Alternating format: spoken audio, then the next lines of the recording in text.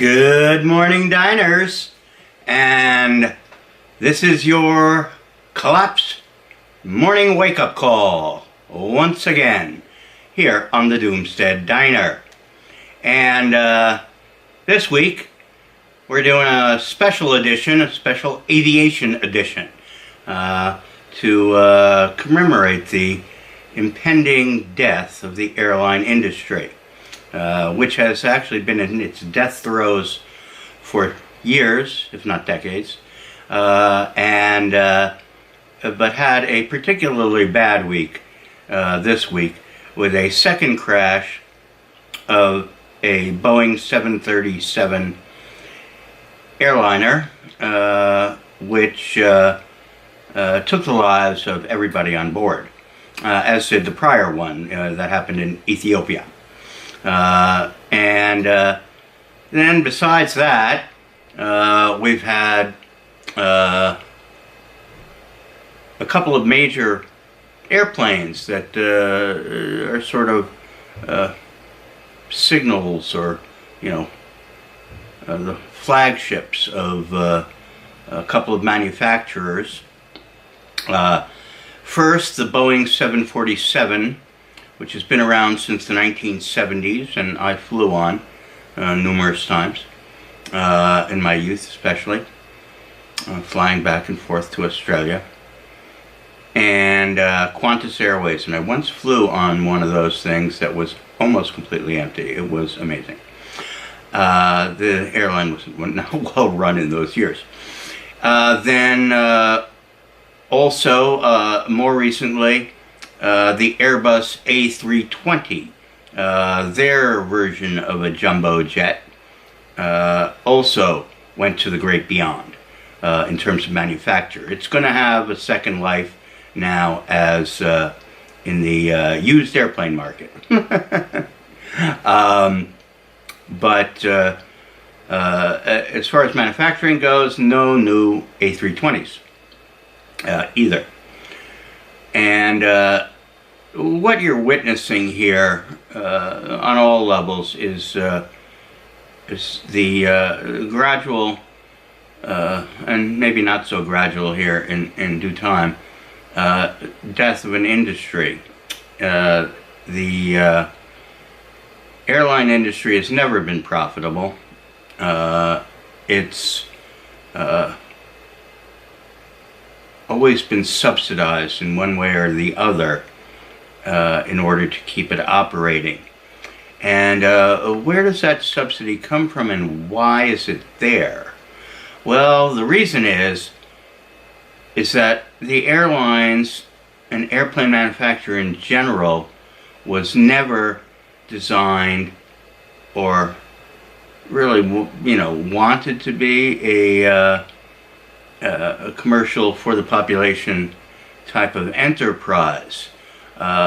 Airplanes and all flying devices, going way back to hot air balloons in the 1700s, are fundamentally war-making machines. They're weapons. And so the airline industry has been continually propped up by the military-industrial complex here in the fascist states of America, and its arms that are on tentacles, I should probably say, that are sprinkled around the world as well. And the Airbus manufacturer is one of those. But companies like Boeing and Lockheed and GE, who makes engines, could not exist without the military contracts that they get. And then besides that, because they are essentially too big to fail type of organizations, they have an almost unlimited line of credit. Not unlimited, because there have been and continually are bankruptcies that slide through the industry. I don't know how many of you are old enough to remember Pan Am and TWA. Those were the big airlines of my youth. There's a signature building, the Pan Am building in New York, which has the actual Park Avenue runs through the building. There's kind of like tunnels. Really interesting. It sits right in the middle of the road. I think it's the only building like that in New York, and maybe in the world. And it has a huge amount of office space. I think by square feet, it's the largest in the world. And like the 747, it's a white elephant. It's a building that is destined for the scrap heap of history come the end of the age of oil, which fossil fuels are essential for running all of these devices, whether they're buildings that use electric power and HVAC and all sorts of stuff to make them possible, make breathing inside possible, make the temperature livable, make flushing the toilets possible because the water's got to be pumped up past 6 stories, and the airplanes. And the first ones to go here are the big ones, the A320 and the 747. Now, at least the 747 had a good, solid 45 year run. I think the first one actually got off the ground in the late 60s, 68 or 69, something like that. But it was really flying regular in the 70s when I started flying on it. And, it was an impressive airplane. And I remain impressed by airplanes and by the technology and so forth that put them up in the air, keeps them up in the air and so forth. And the big ones were very interesting. The 747 is just so recognizable with that hump over the front where the nose cone is. And that actually was in there because of its use in cargo carrying, not because they wanted to put a first-class lounge upstairs with a bar and a piano and all that stuff, which was great while it still lasted, okay? But they got rid of that to add more seats. First-class seats, but still seats, and, you couldn't walk around like you could in the lounge and, hit on the stewardesses. Those were the good old days. But despite the beauty of the technology and so forth, it's an unsustainable type of machine that is not going to last too long in the future.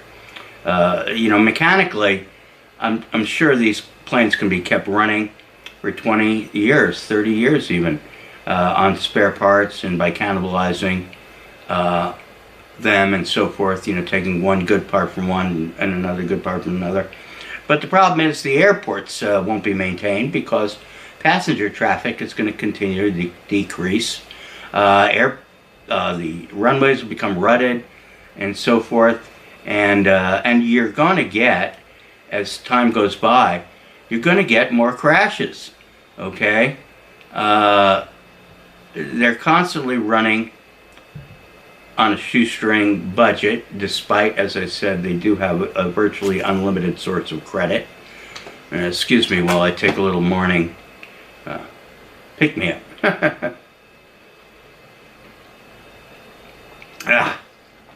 And so despite those things, the airline industry is doomed. And the thing that'll doom it really in the near term is economics. You have fewer and fewer people able to afford flying places willy-nilly for vacations and so forth, These A320s, jumbo jets, they were on projecting, a never-ending increase in passenger traffic. So they need bigger and bigger airplanes because they don't have that many spaces to land. they have to land at intervals, so you can only land so many planes in an hour. So bigger planes means you can land more people, right? Makes sense if you think that you're constantly going to get an increase in the number of passengers, but you're not. All right, as a recession and then depression and then complete collapse sets in, the clientele is going to disappear. And it already is in the process of disappearing. So, it's sort of like with all the rest of the stuff in the world of collapse. When I talk about it, whether it's your SUV or the food that I cook up on the diner all the time, that is often flown in, the ingredients often flown in from far afield, since I live in Alaska, and we only grow certain things, but we get great fish, the best fish in Alaska, and king crab. But nevertheless, a lot of the ingredients that I buy come from other places, and all of that stuff just is not going to last, and you have to start preparing for it now. But while it is still here, enjoy it. Don't beat yourself up that you're driving around and you're adding some extra CO2 into the atmosphere, or that you're eating an unsustainable fish farmed food, or even worse, factory farmed ahi bluefin tuna that the Japanese rake out of the water at prodigious rates, and then flash freeze up in nitrogen, which makes the sushi stay very good, and so forth, to come eventually to the expensive Japanese restaurant in Tokyo, or to your local fishmonger at the food superstore, whichever. So all that stuff, it's not great for the environment, yeah, but it's not going to stop if you stop driving your SUV or eating sushi. It's just not. So go with the flow, Enjoy the last days of industrial civilization and the culture, or lack thereof, that you were born and raised in. I have known nothing else. I was born in 1957. Basically in the heart of the Industrial Revolution, which began in the 1900s, or late 1800s, really, with the steam engine and the railroads. You have to go back to that, or even to coal mining using steam-powered pumps in England in the 1700s, when the steam engine was first invented. So, my 60 years plus on Earth have been all lived in industrial civilization, and it's everywhere around you, and it controls your life. You really have no option. Despite a few people who do go somewhat off grid, and then you do have some remote Amazonian tribes and Kalahari Bushmen and Inuit and Inupiaq, in Nunavut, who still live by the old ways, but it's all mostly gone. And